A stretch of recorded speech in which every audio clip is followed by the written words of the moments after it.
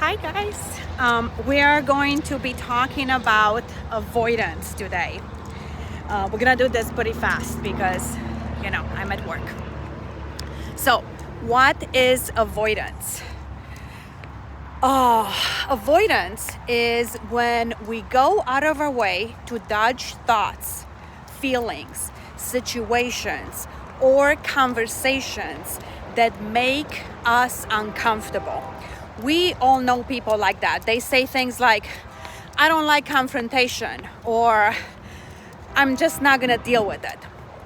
And it's not just doing something, it is very active inside ourselves. It might look like this: saying no to opportunities because of fear of failure, avoiding a doctor's appointment because you don't want to get bad news, staying busy or being a workaholic because you're afraid of dealing with emotions, or not having a conversations that needed to be had because you're afraid they might be upset with you and you can't handle it. Avoidance will cost you a lot of time, money, and energy, and a lot more. I don't have kids because this douchebag that I dated avoided having a conversation with me about not having kids and let me spend over 4 years and over $150,000 trying to get pregnant, while he sat silent and sabotaged my pregnancy by giving me the wrong IVF injections.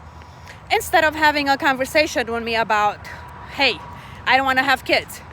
Yeah, this could happen to you, okay? And if you don't know how to communicate what you're avoiding, you could waste decades with somebody that is avoiding the situation, okay? Why do they do that? Because they haven't done the work. Because it's too risky to look at your past if your past was very traumatic and painful, okay? This is why I do these things, okay? This is why I do this, so you can learn from my mistakes. Events in your past, in my past, especially in our early childhood, that we didn't process at that time because we didn't know. And really, how much like a 3 or 4 or 5-year-old understands. All those events have been registered in your subconscious.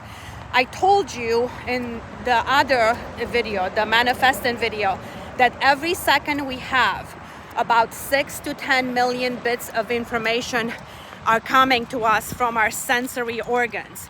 This is what creates our reality. And on a conscious level, we deal with about 50 to 100 bits of information. The rest gets stored in our subconscious. We talked about disassociation and what happens when we have trauma. That is so painful. The only way we can deal with it is by not acknowledging it, by disassociating it from it, okay?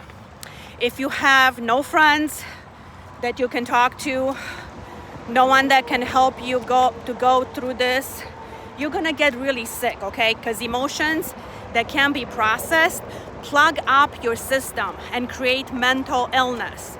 Stored emotions that haven't found their way out have a nasty habit of storing in your subconscious, and they have a need to express themselves. Depression is sadness that hasn't been processed, okay? Sorry, somebody's emailing me. I'm still at work, so. So yeah, like depression is something that it's like your sadness that is not understood itself. Anxiety is worry that doesn't know its own cause. Insomnia is revenge for the thoughts you were afraid to have in the daytime. PTSD, post-traumatic stress disorder, is avoidance of dealing with what happened to you, okay? It doesn't have to be mental. Those emotions also express themselves physically. If you are disconnected from your body and you never ask, hey, what is my stomach trying to tell me? you're gonna be obese, right? You know that. Or why do I have this neck pain?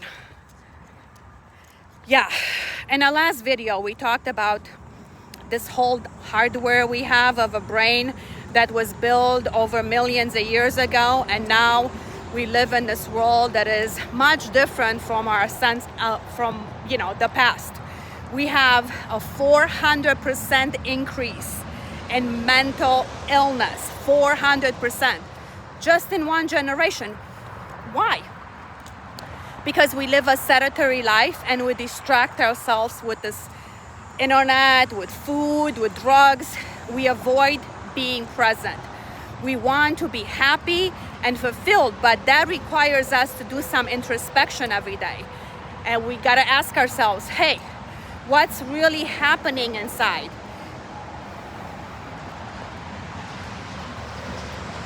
Yeah. Oh, it can take a bit to realize what you're really upset by, and that somebody else is sucking all the energy, or even what happened to make you happy. Stored emotions that haven't found a way out will transform in your body and create issues. You need to know how to ask your body what it's trying to tell you, so it doesn't need to tell you in more dramatic ways, okay, that end up in illness.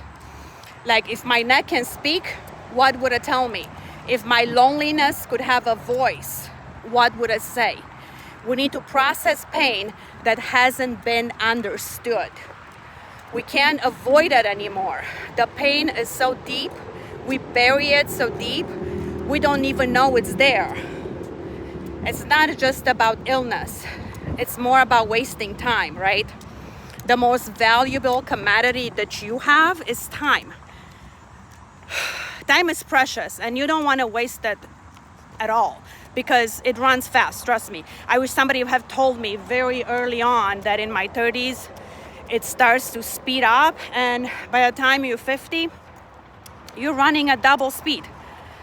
This makes sense because if you look at the brain as a prediction machine, when you do novelty things, time slows down. So by the time you're 50, of course, everything that you're doing is predictable and not that novel. So you're gonna waste a lot of time because we repeat what we don't understand. We repeat what we don't understand, okay? You see it all around you. People making the same mistakes, right? Over and over. And you're like, why can't they get it together? It's because they don't take the time to do the work, because it's too risky. It's not because they don't have the time, trust me. It's because they are avoiding it subconsciously. This is the most important thing you'll do. Figuring out the events in your past that you didn't process and give them a voice that they need to express themselves. With grace, with love, with compassion, you clarify for yourself in healthy ways of enacting the stories of your childhood to have a better outcome than your parents. Because we're not gonna do this forever. You're gonna do it once and then you're done. But the sooner you start, the better. Listen, don't avoid it. Don't be the guy in the 60s trying to get his shit together, okay? You don't wanna be like this 50-year-old man who like 20 years ago had a fight with his brother and avoided the conversation, okay? You don't wanna be the guy that, has children and his children don't talk to him because I don't even know why. I don't have no idea. It's too late now, right? That's illness. Illness is not able to let go of an argument against yourself because you turn it into your own worst enemy, okay? There's so much shame around mental illness because it's so rarely spoken about. Mental breakdown emerges from a buildup of cruelty, which makes life unbearable, okay? It makes life really unbearable for the person.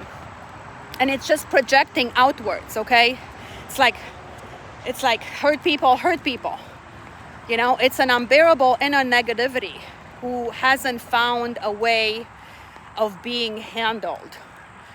We need to raise the white flag because things are not well, okay? Don't just keep going like you have. Half of the problem you have is that you keep going and it's going okay, I'm keep going. You have that before you realize you have a problem. The ability to say, hold on, I'm not going to avoid this anymore, okay? That is the beginning of knowing how to get help. When the mind is in trouble, what it most needs, it's another mind to calibrate. It's not easy being human. Working on yourself is pretty boring, but very necessary, okay? So notice the thing that you're trying to avoid. Ask yourself, hey, what am I afraid of? Then take one small action that moves you towards that, okay? Even just writing it down, talking about it or visualizing it counts, okay? And remember, you are not alone in this. We're all facing the same thing. The goal is not to be perfect. It's just to progress, 2 steps forwards, 1 step back. And with that, don't lie, don't steal, don't cheat, and don't kill any insects today. Mwah, mwah, mwah, mwah. Gotta go.